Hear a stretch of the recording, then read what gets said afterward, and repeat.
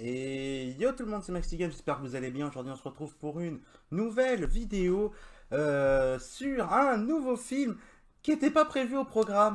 Et oui, j'avais dit que je ferais Space Jam 2. Malheureusement, il n'est pas diffusé dans le cinéma à côté de chez moi, il ne le sera pas.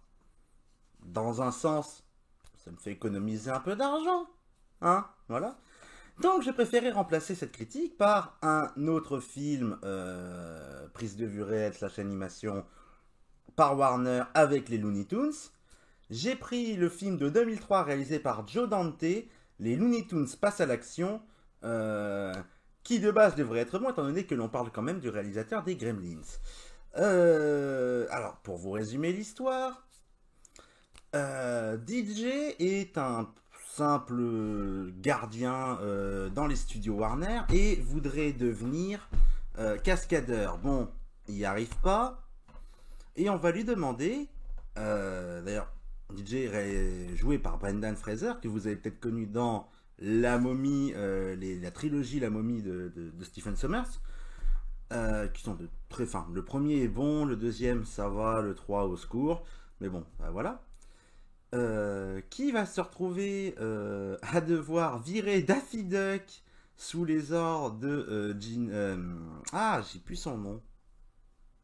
J'ai plus le nom de la blonde que vous avez d'ailleurs. Vous l'avez à côté sur l'affiche. Euh, qui est incarnée en tout cas par Gina Elfman. Donc on va l'appeler Gina. Voilà, hein, tout du long. Et ça va causer quelques petits soucis. Ils vont se faire virer. Et en rentrant chez lui, il faut se rendre compte que son père s'est fait enlever. Son père s'est fait enlever et il va devoir retrouver un artefact mystique, le singe bleu, pour en même temps retrouver et sauver son père qui se bat, qui en fait est censé être un acteur d'espionnage. En fait, non, non, enfin, en gros, l'équivalent c'est une parodie de James Bond. Mais en fait, non, non, c'est littéralement un James Bond. Hein, c'est un espion et ils vont devoir lutter contre l'entreprise diabolique voulant récupérer à leur profit cet artefact, l'entreprise Acme. Et bah c'est un bon divertissement qui brise le quatrième mur H24, a un humour absurde à la Looney Tunes et a quelques petits défauts d'écriture, mais qui sont facilement pardonnables pour une raison. Le film, dès le début, c'est la mode en ce moment, hein, j'ai l'impression dans ce que je fais des films qui s'expliquent leur contexte dès le début, te dit en fait qu'il sera absurde puisque c'est un film Looney Tunes avant d'être un film live action. Un petit peu l'inverse de Space Jam qui pendant les trois quarts du film a le côté live action. Puis après on lui dit, eh mais dans le monde des Looney Tunes en fait tu peux faire ça. Là c'est dès le début, ça part en couille quoi, c'est comme ça tout du long. Ah oui, et au milieu évidemment de l'histoire, vous avez Bugs Bunny qui va les rejoindre pour essayer de récupérer Daffy pour que Daffy puisse revenir bosser chez Warner d'ailleurs, comme il s'est fait virer. Voilà. Du coup, ouais, le film est vachement sympa. Il y a beaucoup, beaucoup de. Comment ça s'appelle? Ouais, de blagues, de brisage du quatrième mur, de références. C'est un film à référence. Et les références, que ça soit Warner ou Disney, hein, ils vont à foison.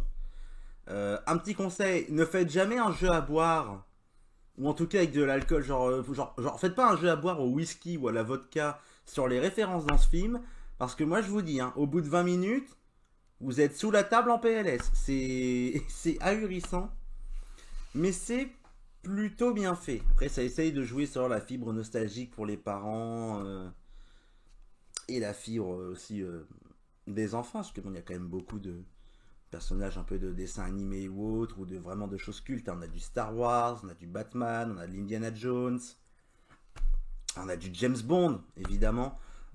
Énormément, tous les studios de toute façon ont leurs petits hommages à leurs films cultes. Et ça passe dans l'ensemble plutôt bien. Après, j'ai envie de dire, c'est l'humour absurde. C'est comme je disais pour Space Jam. C'est l'humour cartoon absurde de chez Merry Melodies. Ça passe à tous les coups. C'est tellement con. Ça marche à tout âge, à tout temps. Et ce film, c'est ça en fait. C'est ce qui fait qu'il marche. Il n'y aurait pas ça. Je sais pas. Ça passerait moins quand on prend le scénario en tant que tel en fait. Même si maintenant on va devoir passer à la réalisation, autant le scénario est positif, autant la réal, il y a des gros soucis. Déjà, excite les dessins 2D. Bonjour la 3D. Alors, bonjour la 3D. Bonjour les CGI en 2D pour l'animation des personnages. Mais on a des scènes, je pense par exemple à une scène avec des vaisseaux spatiaux qui sont en 3D. Le film est sorti, je rappelle, en 2003. Ça se sent énormément. Parce que c'est un film qui a un budget quand même assez haut, hein, 80 millions de dollars. Marketing non compris, hein, attention. Mais ça reste pas énorme quand on voit les blockbusters, même de l'époque, hollywoodiens. Et du coup, bah, l'ambition un peu d'animer tout cela se sent. Ça se sent et c'est assez folklorique. Mais bon, des choses qui arrivent. Surtout, en fait, ce qu'on sent, c'est que ça, les personnages humains, qui est surtout Brendan Fraser, bougent dans le vide et tapent dans le vide. Il a des combats, par exemple, à un moment, contre deux brutes de cartoon. Il y a des fois où les brutes, on dirait qu'elles essayent des esquives un peu et autres, et de temps en temps, t'as un coup qui touche. Mais en fait, on dirait vraiment qu'ils tapent au hasard dans le vide. Et qu'après les mecs ont dû se débrouiller pour faire de l'animation autour de cela, c'était très folklorique. Après il y a un côté très hommage au film, j'ai envie de dire années... C'est même pas 80, il y a des scènes, ça fait années 60. Il y a des scènes, des fois j'ai l'impression de revoir, comment il s'appelle, le Batman... de Leslie H. Martinson, le Batman de la série, le film adapté de la série sorti dans les années 60. C'est un peu la même chose. Il y a vraiment des fois, c'est. Mon Dieu, mon Dieu, mon Dieu, mon Dieu, mon Dieu. C'est drôle parce que du coup, on voit ça de nos jours, on en rigole. Mais ça fait pitié des fois que quand on voit des fois les sous qu'ils nous font. Censé être une grosse cascade, tu vois ça, tu fais oui. Admettons. Après, je pense que ça va avec le côté ridicule et absurde du film. Parce que c'est tellement calqué sur cette époque, qu'il y a un côté très cheap, très ridicule, que ça passe très bien dans ce film-là. Par contre, on aurait fait ça. Je donne un exemple. Je vais faire pleurer des gens en prenant cet exemple. Vous feriez ça dans un Matrix, ça ne passerait pas du tout. Vous feriez ça dans un Fast and Furious, c'est pareil, hein, ça passerait pas les enfants. Pas du tout. Pourtant, c'est de l'absurde, mais pas le même absurde.